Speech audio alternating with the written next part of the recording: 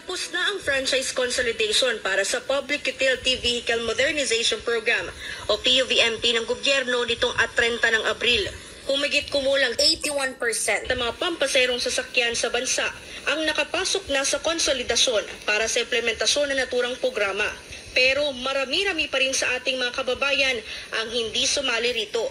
Katulad na lamang ni Kuya Michael na tuloy pa rin sa pamamasada kahit hindi nakapag-consolidate.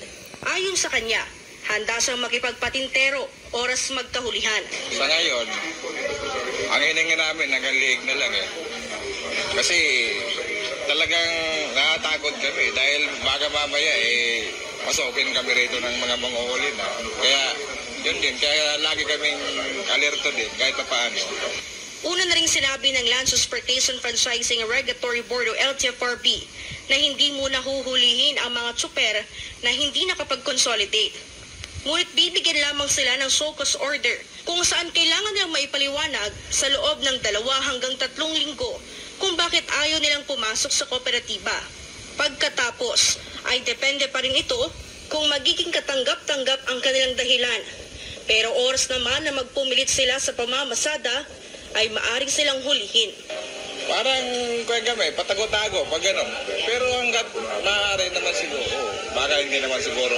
Siyempre na mahirap dahil sa patago-tago ka nga, mamaya, machimpuan ka, magkano yung violation namin, nasa 50K, tapos yung pang-sakyan, kaya talagang mahirap. Punto ni Michael, wala silang kakainin kung hindi sila papasada. Wala rin naman daw silang makukuhang ibang trabaho. Ang hirap kaya ng panahon ngayon. Aalalayan pa rin naman nila ang mga tsuper na hindi nakapag-consolidate o hindi makakabiyahe gamit ang kanilang mga jeep. Maaari silang mag-apply ng passenger assistance sa iba't ibang kooperatibang nakakuha ng prangkisa para hindi mawalan ng hanap buhay. Ang Department of Social Welfare and Development o DSWD naman ay nakahandang tulungan ang mga ito. Sinabi ni DSWD spokesperson Assistant Secretary Irene Dumlao, hinihintay lamang nila ngayon ang request para sa assistance na maaaring ibigay sa mga apektadong tsuper. Sa ngayon, wala pa tayong natatanggap na impormasyon. But of course, kung merong lumapit at humingi ng request, ito naman ay agarang tutugunan ng DSWD. Again, bakit palalapitin nyo pa? Workers, sila ay kita na ang mas kailangan nila ay pagkain. We could provide rin naman food assistance. Maaari rin naman pong cash assistance. Para yan, ang lang nyo, food assistant. Hindi nila kailangan ng ayuda. Correct. Hindi po namin kailangan ang ayuda. Ang kailangan namin ay meron kaming panghanap buhay at meron kaming hanap buhay. Yun yung pinaka-importante. Tama. Hanggang kailan kami kayang suportahan ng gobyerno, ng DSWD, na ang pera ng DSWD ay nanggagaling din sa atin yan. Puro tax natin yan. Tama. At diyan pa nanggagaling kung minsan ang corruption. Yes. Kaya naman panawagan ng ilang tsuper sa Administrasyong Marcos. Huwag naman daw sana silang pahirapan, lalo't binoto nila ito. Namaga na yung mukha mo, puting, kasuyok. Kung ikaw hindi ka maka-anti mahirap, hindi mo gagawin itong mga ganitong programa mo, hindi mo pagpapatuloy ito. Naway magising ka, Bongbong Marcos. Dahil sa gagawin mo, ang dami mong pamilyang papatayin. Bongbong Marcos, makinig ka, kapal ang mukha mo.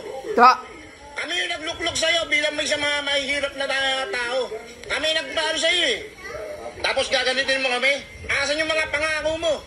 Asan yung 20 pesos mong bigas? Alam yung 1 port? Yung 4 na piso mong pamasahe? Alam yung nagkulang na 0? Di ba? Asan yung mga pangako mo? Ang kapal naman ang mukha mo. Ang kapal ng mukha mo. Anti-mahirap ka, hindi ka masyado mong iginaw ng mga mahirap dito sa Pilipinas.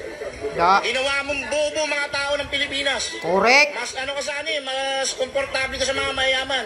Sa bawat tax na binabayaran namin, ultimo sa gasolina, sa inyo napupunta. Kaya isa lang sasabihin namin sa inyo, kayong mga nasa gobyerno, kami nagpapasahod sa inyo, kami mga malilit na tao.